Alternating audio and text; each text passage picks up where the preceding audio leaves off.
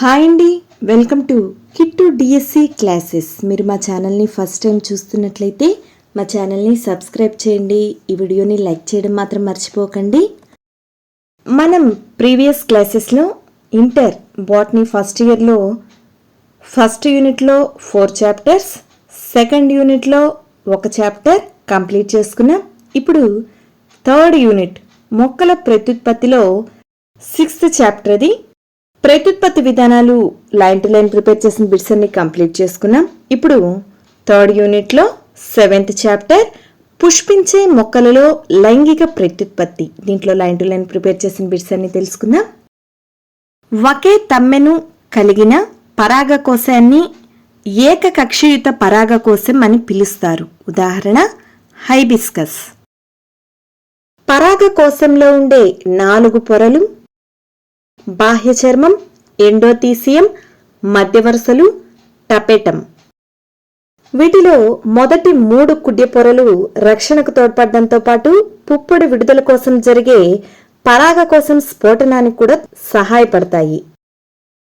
పుప్పొడి సంచుల స్ఫోటనంలో ఉపయోగపడేవి స్టోమియం. పుప్పొడి సంచుల మధ్యన ఉండే కణాలు పలుచని గోడలతో ఉంటాయి. ఈ ప్రదేశాన్ని స్టోమియం అంటారు. ఇవి పుప్పొడి సంచుల స్ఫోటనంలో ఉపయోగపడతాయి.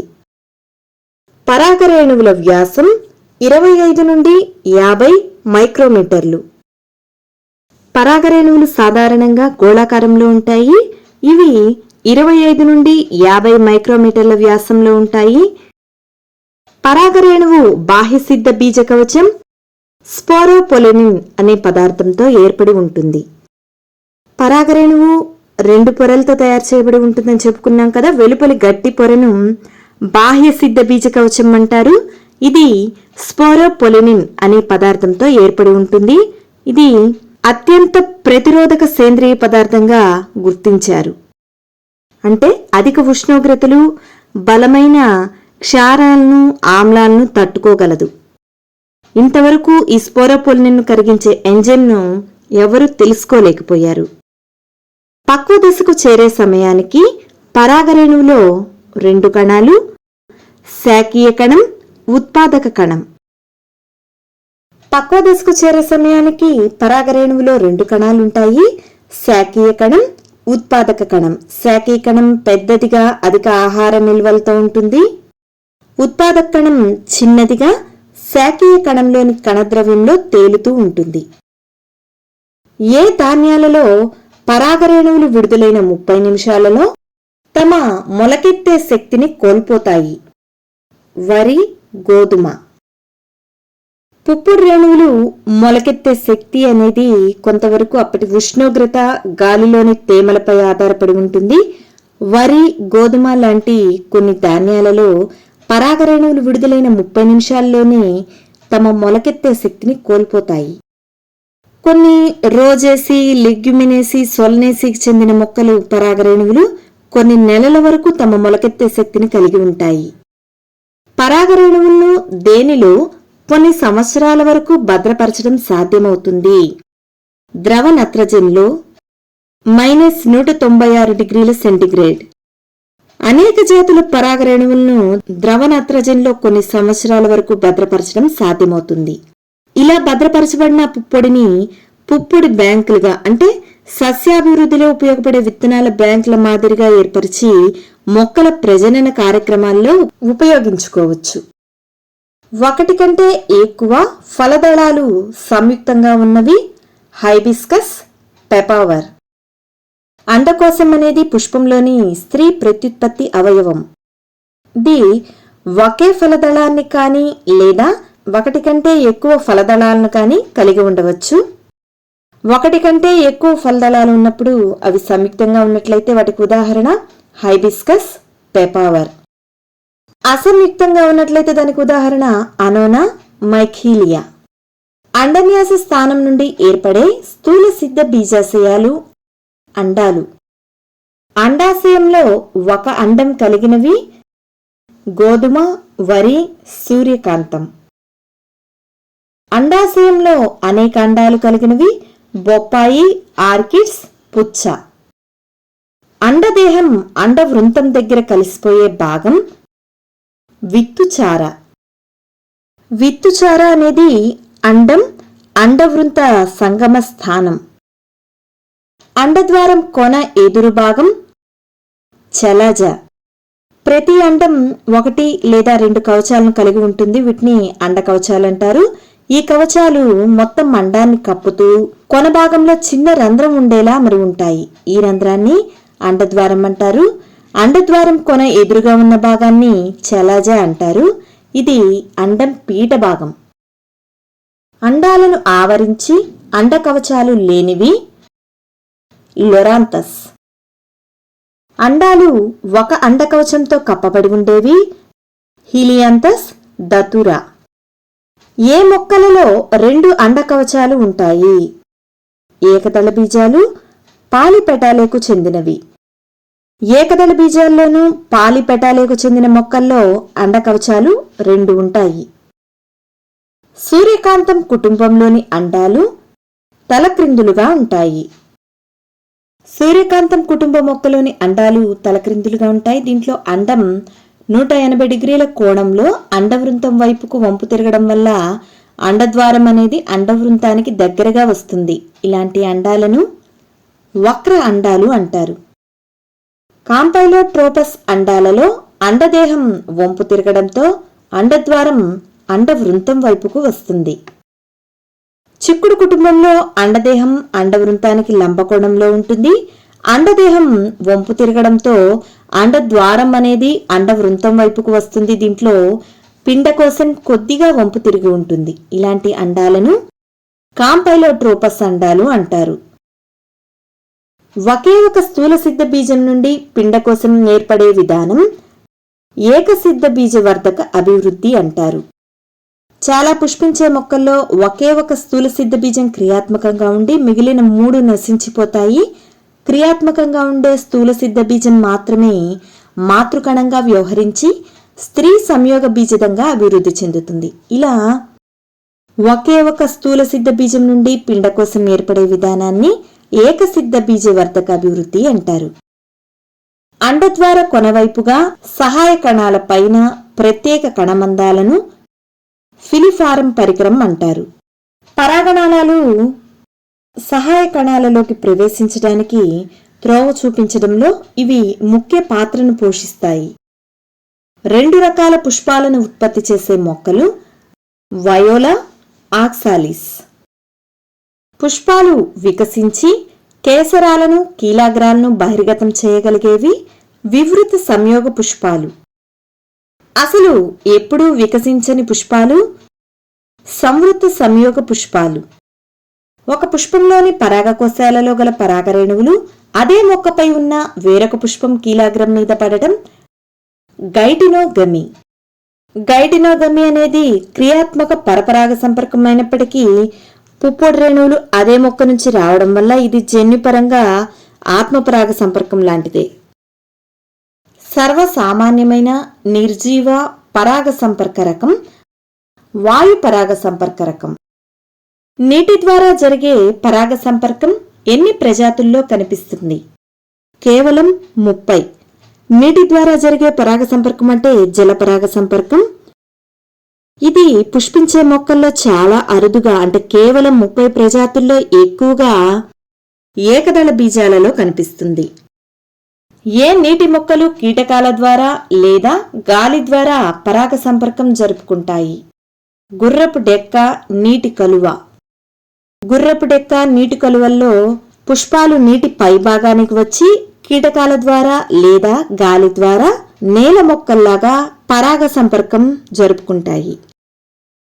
అదో జల పరాగ సంపర్కం జరిపే మొక్కలు సముద్ర గడ్డి మొక్కలు. వీటిలో స్త్రీ పుష్పాలు పూర్తిగా నీటిలో మునిగి ఉండగా పరాగరేణువులు కూడా నీటిలో విడుదలవుతాయి. అనేక జాతుల పరాగరేణువులు పొడవుగా రిబ్బనాకృతిలో ఉండి నీటి ప్రవాహంతో నిష్క్రియాత్మకంగా లోపలికి కదులుతూ కొన్ని కీలాగ్రాన్ని చేరి పరాగ సంపర్కాన్ని జరుపుతాయి.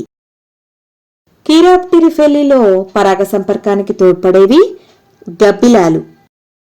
ఇప్పుడు మనం కొన్ని పరాగ సంపర్కాలు, వాటికి తోడ్పడే జంతు సహకారులు లేదంటే జీవ సహకారులు ఏంటో తెలుసుకుందాం.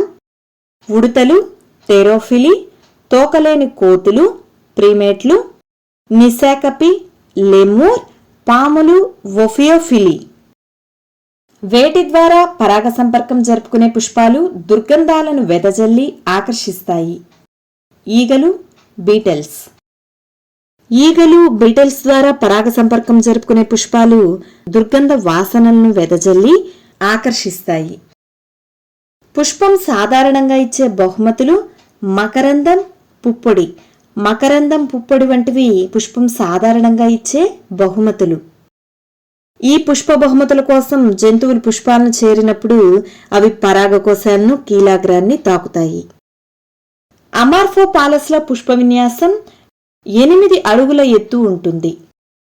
కీలాగ్రం పక్వదశకు చేరకముందే పుప్పొడి విడుదల కావడం పుంబాగ ప్రథమోత్పత్తి. దీనికి ఉదాహరణ సూర్యకాంతం. కీలాగ్రం పక్వదశకు చేరిన పుప్పొడి విడుదల కాకపోవడం స్త్రీభాగ ప్రథమోత్పత్తి. దీనికి ఉదాహరణ దదూర, సొలానం. ఒక పుష్పంలోని పరాగకోశాలు, కీలాగ్రం వేర్వేరు స్థానాల్లో ఉండడం వల్ల పుప్పొడి కీలాగ్రాన్ని చేరే అవకాశం ఉండకపోవడం హెర్కోగమి. దీనికి ఉదాహరణ హైబిస్కస్, గ్లోరియోసా. ఆత్మవంద్యత్వం లేదా స్వయం విరుద్ధానికి ఉదాహరణ అబులాటిన్. ఇది అంతఃప్రజననాన్ని నివారించే పద్ధతి. పరాగరేణువులు కీలాగ్రంపై పడినప్పటి నుండి పరాగనాళం అండకోశంలోకి ప్రవేశించే వరకు జరిగే చర్యలన్నింటినీ పుప్పొడి, అండకోశాల పరస్పర చర్య అంటారు. పుష్పించే మొక్కల్లో మాత్రమే సంభవించే ప్రత్యేకమైన సంఘటన ద్విఫలదీకరణ. లేత కొబ్బరికాయలోని కొబ్బరి నీరు స్వేచ్ఛాయుత కేంద్రక అంకురఛదం, తెల్లని కొబ్బరి కణయుత అంకురఛదం. అంకురఛద సహిత విత్తనాలు ఆముదం, కొబ్బరి. విత్తనం పరిపక్వం చెందే ముందే అభివృద్ధి చెందుతున్న పిండం అంకురఛదాన్ని పూర్తిగా వినియోగించుకోవచ్చు. ఆ విత్తనాలను అంకురఛద రహిత విత్తనాలు అంటారు. వీటికి ఉదాహరణ బఠానీ, వేరుశెనగ. లేదంటే పరిపక్వమైన విత్తనంలో కొంత అంకురఛదం మిగిలి ఉండవచ్చు. వీటిల్ని అంకురఛద సహిత విత్తనాలు అంటారు. దీనికి ఉదాహరణ ఆముదం, కొబ్బరి. బీజదళాలకు పైభాగానున్న పిండాక్షాన్ని ఉపరి బీజదళం అంటారు. గడ్డిజాతి కుటుంబంలోని మొక్కల బీజదళాన్ని స్కూటెల్లం అంటారు. ఈ స్కూటెల్లం పిండాక్షానికి ఒక పక్కగా ఉంటుంది. పిండాక్షం కింది భాగంలో ప్రథమ మూలం ఉంటుంది. అంకురఛదాన్ని పిండం నుండి వేరు చేసేది అల్యూరాన్ పొర. అంకురఛదం వెలుపలి పొర ప్రోటీన్లతో నిర్మితమై ఉండి అంకురఛదాన్ని పిండం నుండి వేరు చేస్తుంది. ఈ పొరను అల్యూరాన్ పొర అంటారు.